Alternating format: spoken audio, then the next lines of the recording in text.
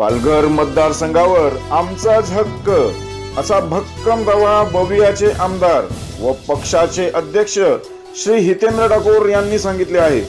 पाहूया या मुलाखती दरम्यान आणखीन काय काय गौप्यस्फोट केले आहेत। आम्ही उमेदवार लढवणार इन नॅचरली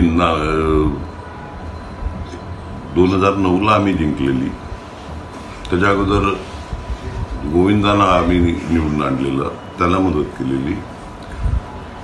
ह्याच्यावर हक्क आमचा आहे। गेल्या वेळी एक विशिष्ट लाट होती त्याच्यामुळे आम्ही हरलो, पण यावेळी 100% आमचा उमेदवार निवडून येणार। त्यात मी सगळ्याच पक्षांना विनंती केली आहे।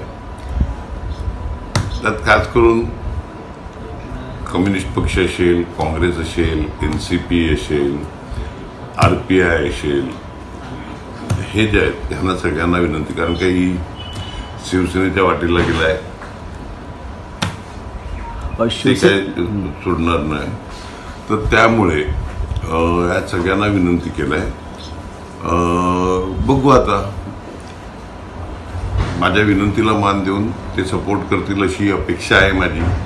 बऱ्याच जणांनी पॉझिटिव्ह हे दिलाय, परंतु त्यांना पण वेळ द्यायला पाहिजे का ते सगळ्यांशी चर्चा करतील, आपापसात चर्चा करतील आणि मग ठरवतील।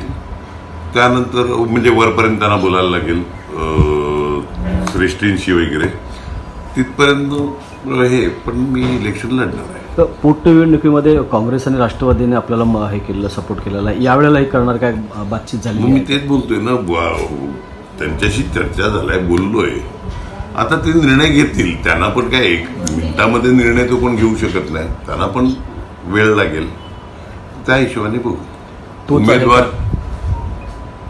फार आमच्याकडे रस्सीखेच आहे, 4-6 उमेदवार तयार आहेत, त्यातला कोण तो आम्ही बसून ठरवू। असं पुन्हा एकदा आता ते मोदीची लाट आहे, तो जो हा पुलवामा अटॅकच्या नंतर जे एक प्रकारचं वातावरण बघितलं, मोदी फेवर आहे, काय त्याच्यामधून काय रणनीती असेल काय असं वाटतं? आता पुलवामा अटॅक ह्याच्याबद्दल मला काय बोलायचं नाही, मोठ्या राजकारणावर मी सहसा बोलत नाही, मोठ्या लोकांवर चर्चा करणं एवढी माझी कॅपॅसिटी नाही मिळत, किंवा मी तेवढा मोठा आहे असं समजत पण नाही।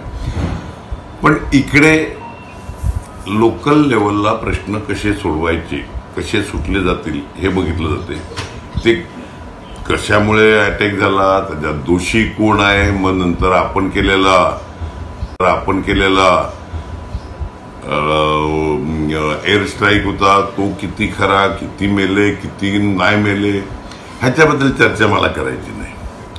ह्याच्याबद्दल चर्चा करणं एवढं माझी कॅपॅसिटी नाही मिळत। राज ठाकरे त्या दिवशी बोलले, अन्य नेते बोलतात, पेपरमध्ये, मीडियामध्ये त्याच्या बाबतीमध्ये चर्चा चाललाय, कोण 200, कोण 250, कोण 300, एकाच ह्याच्यातून वेगवेगळे आवाज येतात, 400 पर्यंत आवाज आले। आता कोणी मोजले, काय मोजले, याच्यावर मी कशी काय चर्चा करू शकतो? राज ठाकरेंशीही चांगले संबंध आहेत आपले, त्यांच्याकडे पण मागितलंय सपोर्ट, ते त्यांनी दिला तरी मी घेणार, का ते हे आहेत, त्यांचं एक विशिष्ट ताकद आहे।